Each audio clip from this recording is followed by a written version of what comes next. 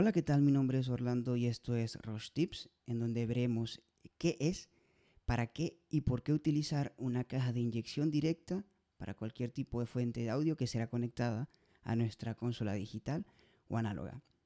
Las cajas de inyección directa pueden ser de varios tipos. Pueden ser mono, donde hay una entrada de audio y una salida de audio. Pueden ser estéreos como esta, donde hay dos entradas de audio y dos salidas de audio.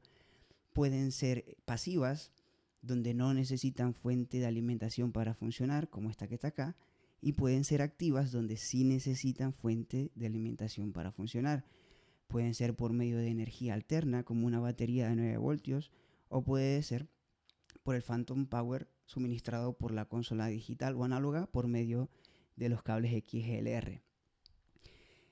Las funciones principales de una caja de inyección directa. Número 1. Convertir una señal de gran impedancia en una señal de baja impedancia. Número 2. Convertir señales no balanceadas a señales balanceadas. Y número 3. Evitar o eliminar cualquier tipo de ruido que pueda colarse por medio de los cables hacia nuestra consola digital o análoga. Ahora, ¿por qué necesitamos tener conexiones con baja impedancia o por qué necesitamos tener señales de baja impedancia dentro de nuestra consola digital? Y es simple.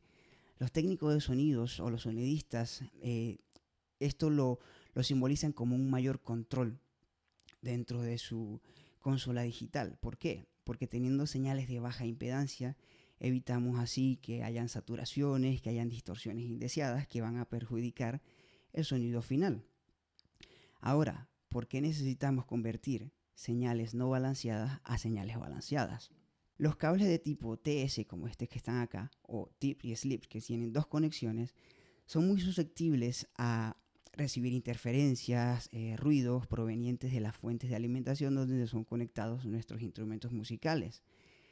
Y al momento de convertir una señal no balanceada o balanceada, tenemos ese control y además tenemos la posibilidad de que nuestra señal sea más fidedigna. ¿Por qué? Porque a medida que los cables TS son más largos, tiende a haber una pérdida de señal, cosa que no ocurre con los cables balanceados o que ocurre en muy poca cantidad, dependiendo de la longitud del cable.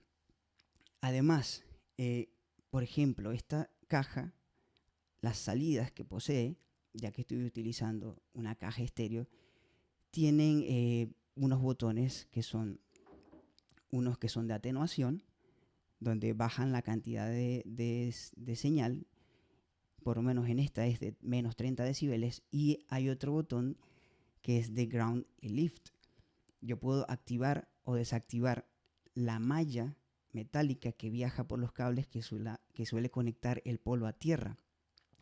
Por ejemplo, en mi sintetizador que tengo acá,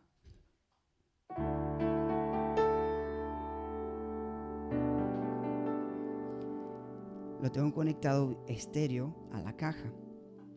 ¿Qué pasa? Que yo puedo controlar, evitar o eliminar cualquier ruido de la fuente de alimentación donde está conectada todo mi setup. En este caso, si yo desconecto el polo a tierra, se produce ese ruido. Tal vez con audífonos, tal vez el ruido sea imperceptible. Pero ¿qué pasa? Que este ruido al viajar hacia nuestra consola digital o mixer, luego va a ser amplificado a nuestros speakers o altavoces y algo que no se quiere. ¿Por qué?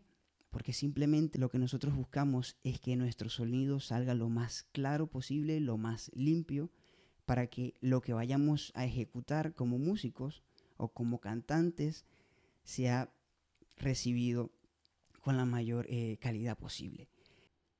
Y es por esto que utilizamos las cajas de inyección directa, porque nos garantizan que nuestro sonido va a salir con la mayor calidad posible, va a evitar cualquier tipo de interferencias y ruido y va a mantener la calidad de señal proveniente de nuestro instrumento hacia el público.